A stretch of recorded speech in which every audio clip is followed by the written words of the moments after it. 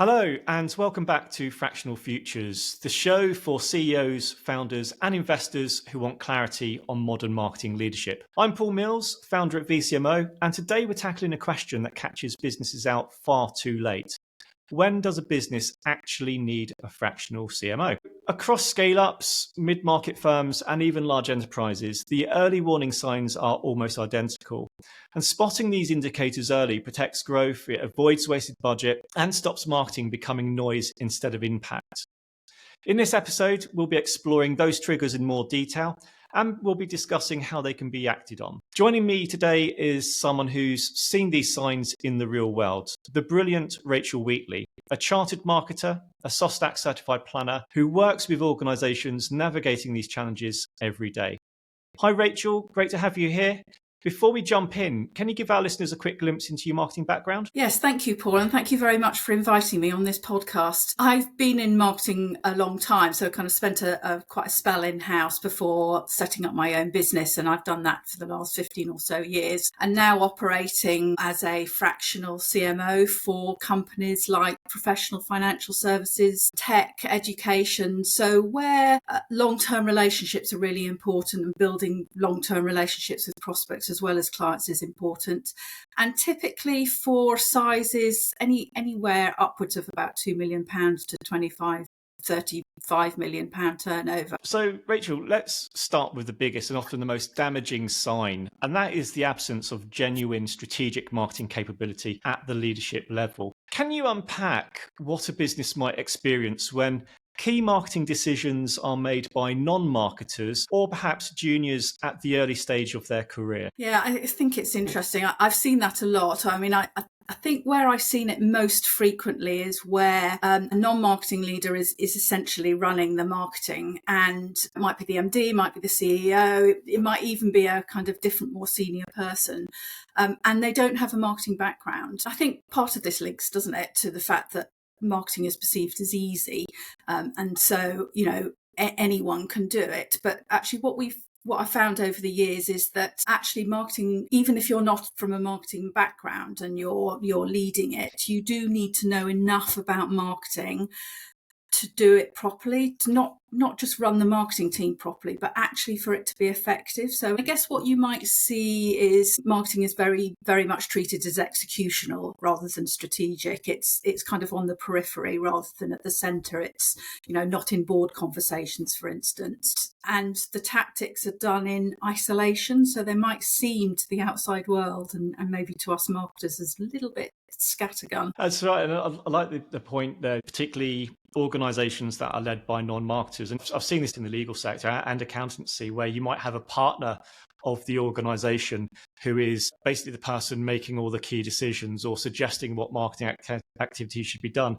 And I had one of my clients who one of the founders was using AI to build the marketing strategy, which is fine if you know what prompts to give AI in the first place. And what the output was about 30 or 35 pages of stuff, which from a marketing implementation perspective was pretty much nigh on impossible to implement, let alone manage and measure. And I think this is the point we're trying to make here, isn't it? Is if you don't have that strategic grounding in marketing, if you don't know where to point, you're just doing stuff rather than activities that move the needle forward. And I think the other thing to think about is the difference between marketing strategy and tactics. And the vernacular of strategy is often heard, isn't it, in the boardroom or in the workplace.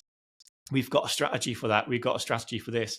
And often that strategy is nothing more than a list of things to do. Mm-hmm. So how do we overcome that barrier of the difference between strategy and tactics? When the penny really dropped for me many years ago, when I was head of marketing for an organisation, and I was asked to work with the business unit directors to help them develop business plans because they hadn't got any. And so I did that, and I did some research about what best practice was, and I developed a template. And in that template included things like what was our revenue last year, what are our ambitions for next year. But also in there was what are we selling to whom? So who's our audience? What are the products and services that we're selling? What are the features? What are their benefits? What is our value proposition? And And I realised that they were all strategic marketing issues. And so my view was, and I kind of explained this to the business unit directors, was that if you've got a good business plan and it's well thought through, then you've already done about 70% of your marketing strategy, maybe more. And that was neat because it kind of linked where the business wanted to go to directly with marketing. This is how we're going to actually reach those particular goals. So I think for me, look to the business. What does the business want to do? And within that, you will find your marketing strategy, whether that's we want more of the same, or actually we want to diversify a bit and go into a new market, or we want to develop new products and services. That all informs the marketing activities that you then do. Absolutely. And I think a sign of when you're lacking that leadership is if you're in an organization and the people making the decisions are making those decisions on gut instinct. You might have an owner manager saying, I know the market really well, and this is what I think the market needs, or this is the innovation I think we should invest in because people want this or that or whatever. And that's really quite dangerous, because if you're trying to second guess the market, which, as we know, is constantly evolving, not just buyers and their buyer journey, but also shifts in technology, shifts in policy, all those macro forces that are changing. And if you don't keep track of those, if you're just guessing or using gut instinct, you're going to fall behind very quickly. So how do you help organizations overcome this bad marketing habit of just making decisions off gut instinct or gut feel? I think it's an interesting one, because I think if you know your market, I think there's something in that gut feel. That said, I think it's very, very difficult to argue the toss at a board meeting if it's only based on gut feel. So I think any gut feel that you have, I think, needs to then be validated in some way, shape or form. And I think there are a number of things that companies can put in place to guard against that. So it might be a regular look at the market landscape, for instance, and any new competitors, and just having a sense of other people out there and what they're doing, and how they might be affecting your position and positioning. So kind of regular market research, I guess you call it. I think the other thing is, which is really important, is regular client research. So it might be on a kind of, the regular satisfaction level, but more than that, it might just be kind of meetings with clients regularly, so you get a sense of them and their marketplace and what's happening for them and their business plan, because you can reflect that back internally and say, well, I've talked to a few clients and this is what they're saying, and this is what they're saying about their marketplace, and dovetail that with desk research that you might have already done. So I think there are some kind of things that you can put in place that I would consider best practice, so that you can kind of keep a handle on that and validate your gut feelings. Absolutely. I think it's important. I was only having a prospect call last week with an organisation. The organisation has been around for a long, long time, probably around about 30 people. So quite a small business, but doing about £4 million revenue a year. They're a B2B organisation. And the owner I was speaking to was saying, we're doing lots of marketing stuff. The marketing team are really busy. The sales team are busy, but it feels like they're pulling in different directions. And I asked him about, what about your business clients? Do you do any account-based marketing? And he said, no. And it's like, wow. So how do you know what your clients want? How do you know how well you're performing? How do you know if you're going to do some innovation, what innovation to focus on?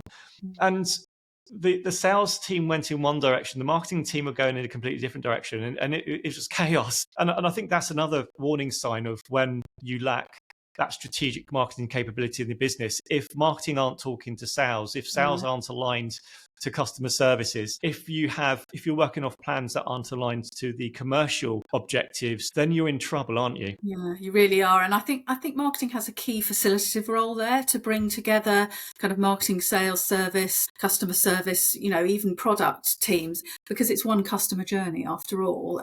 And so I think we can have a role as marketing leaders to actually bring them together and actually talk the same language, and you can kind of bring different perspectives in. And I think when you get people, all members of those teams in a room, then things really start to work well. Absolutely. And I think this is really where certainly a fractional CMO adds real value. It's by bringing that missing strategic capability into the leadership conversation by aligning teams, aligning functions, and aligning members of the SLT, the senior leadership team, in terms of everyone really focusing on those activities that are going to move the needle forward. I think another telltale sign when a company might need a fractional CMO is when the perception of marketing within the business is seen as a cost center rather than a growth engine. And certainly during times at the moment, which it's quite a tough economy out there, marketing is usually the first function to see cuts in a bid to minimize operational costs.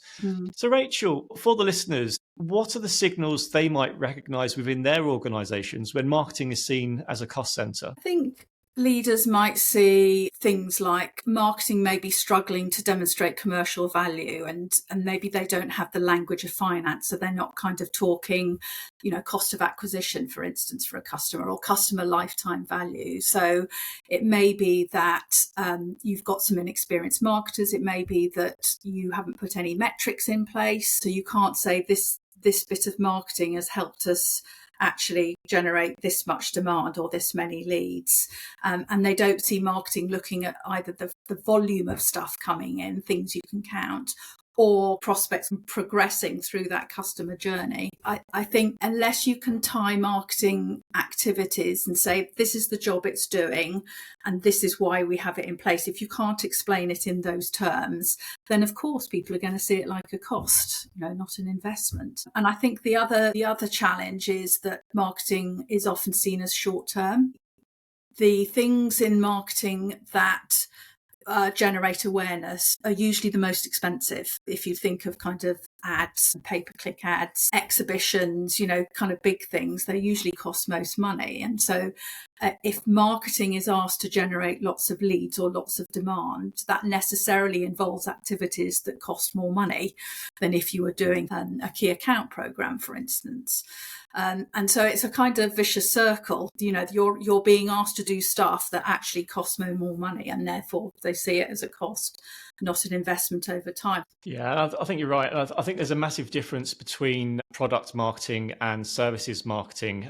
If you're an organization that makes stuff, objects that you can hold, touch, feel, taste, drink, whatever, marketing is, in my opinion, a much easier process compared to services marketing, because I think the product, if it's a good product, you can mostly focus on advertising and price. Those are the two big levers you can pull to reasonably manage what the impact of marketing is. There is more, of course, but I think those are the two main levers you can pull.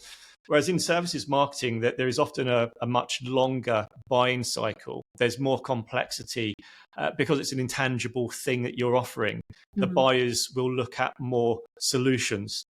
And because of those buying journeys, particularly in complex services where there's a lot of things to consider, and especially if there's high risk of making the wrong choice, which is a high cost, it's so fragmented across many elements of the marketing mix, it becomes harder to manage.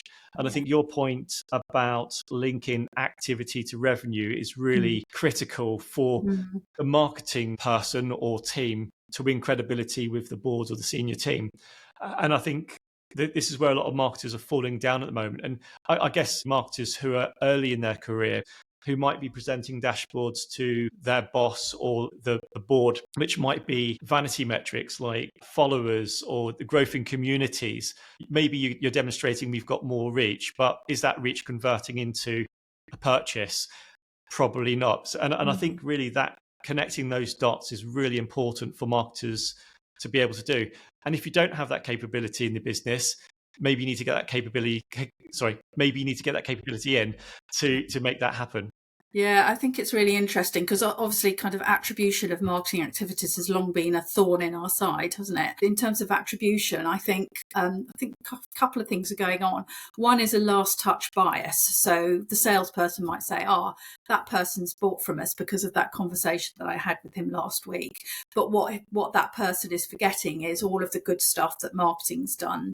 You know, the event that they came to, the emails that they sent to nurture, the blog that they sent because they thought it would be of interest. They've kind of forgotten all about that.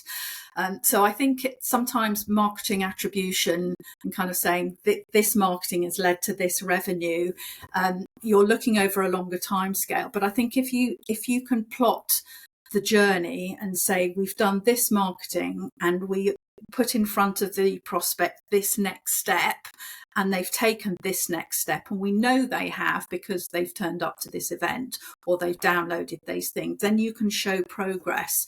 So although it might be indirect, you can say having these marketing activities in place has cumulatively led to this sales conversation and conversion to this amount of revenue. So I think if you can view it like that, that makes marketing look much more like an investment and not a cost. Yeah, and I think you touched on it a little bit earlier, the language gap, if we call it that, marketers not speaking finance. And I think if you can't translate that work into commercial impact, then you're kind of, behind the curve already. And I think really that language gap is really important to close, because there's often a misconception by marketers that the CFO or whoever's in charge of the revenue, they are always looking to save. That's not the case.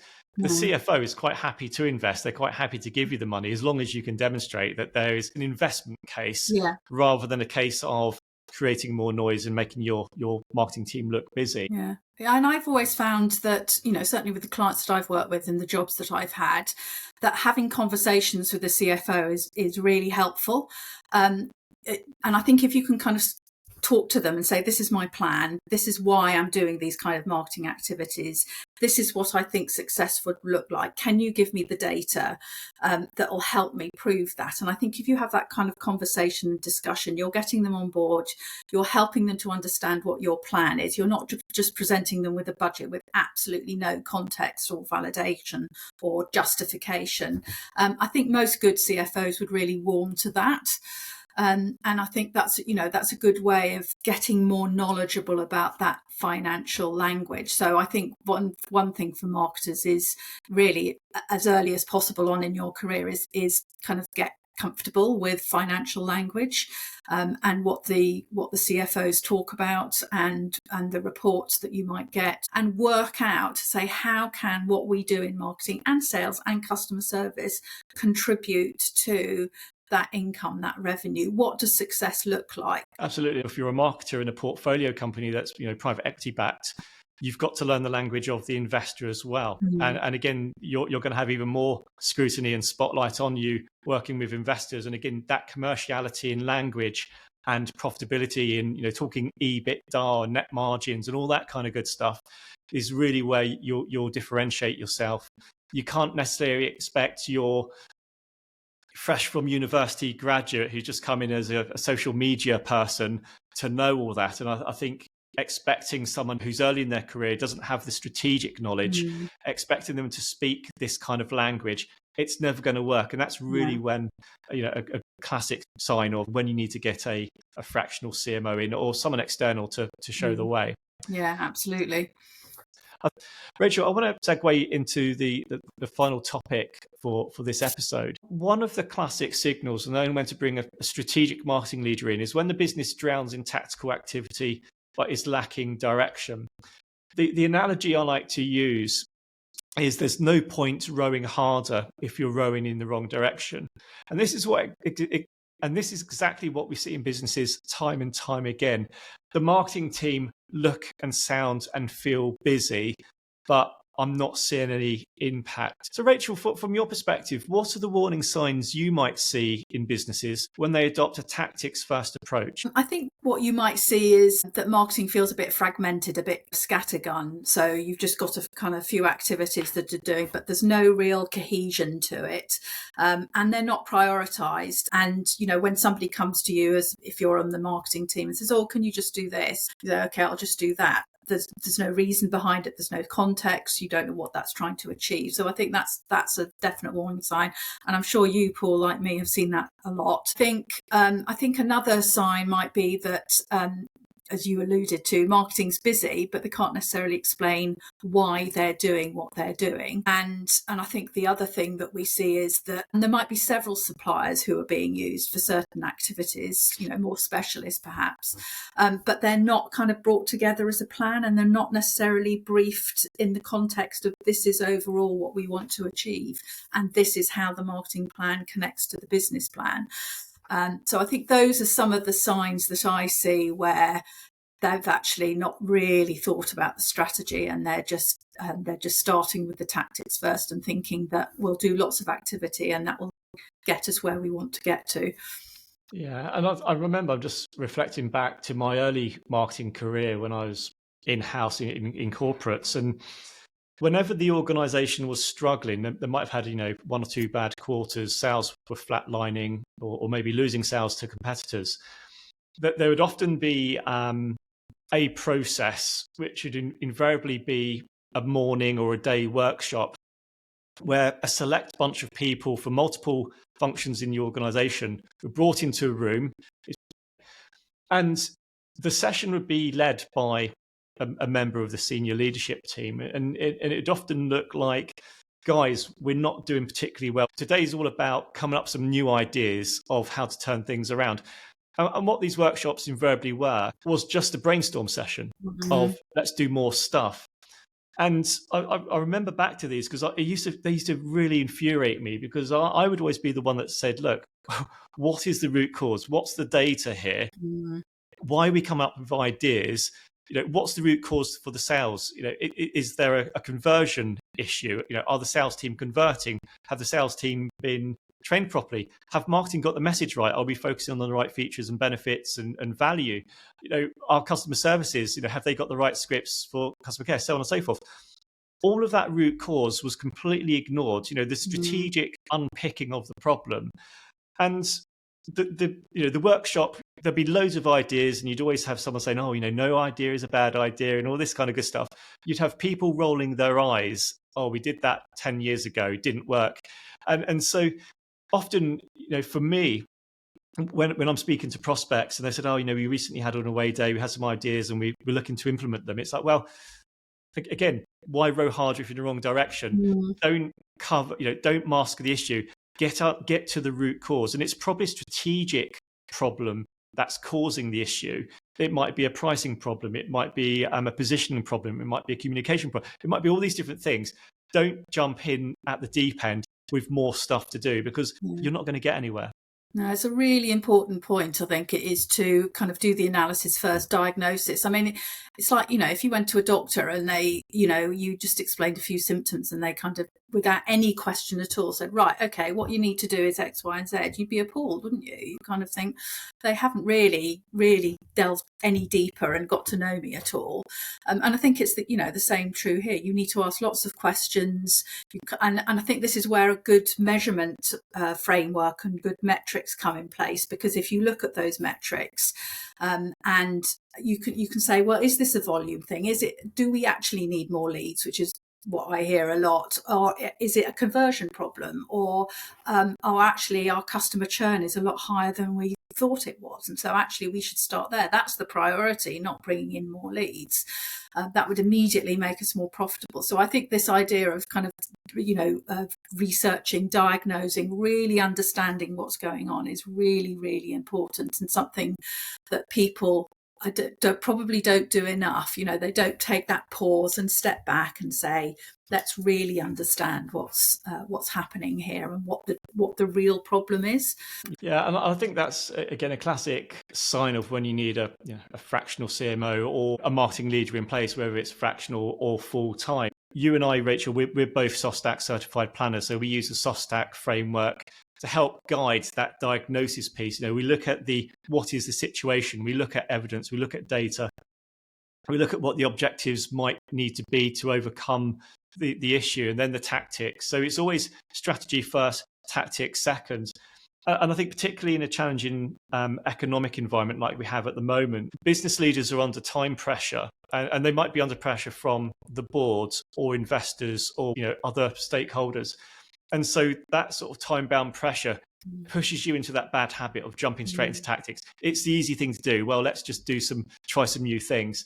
And it's a really bad habit to get into. Yeah, and it doesn't, I mean, if you jump in with a few activities, it doesn't serve you very well. It doesn't serve the business very well either.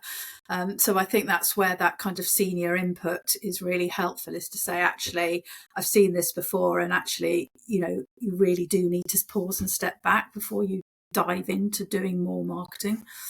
Yeah. And that's probably a good place actually to wrap up. The signs we've spoken about today, they show up in businesses of every size. It's not just early stage businesses and startups.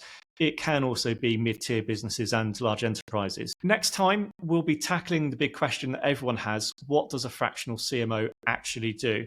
We'll be breaking down the role, the value they offer, and how fractional CMOs work in practice.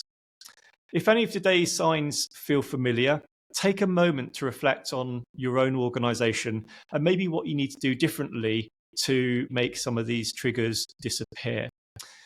If your organization operates without a senior marketing person, if you'd like to benchmark your own marketing performance, we've linked our free marketing capability audit in the show notes. It's a free online audit. It takes less than 5 minutes to complete, and you get a tailored report highlighting your strengths, your marketing gaps, and things you can prioritize. It also comes with a complimentary review with one of VCMO's chartered marketers. Thanks for streaming or viewing this episode. I hope you found it useful.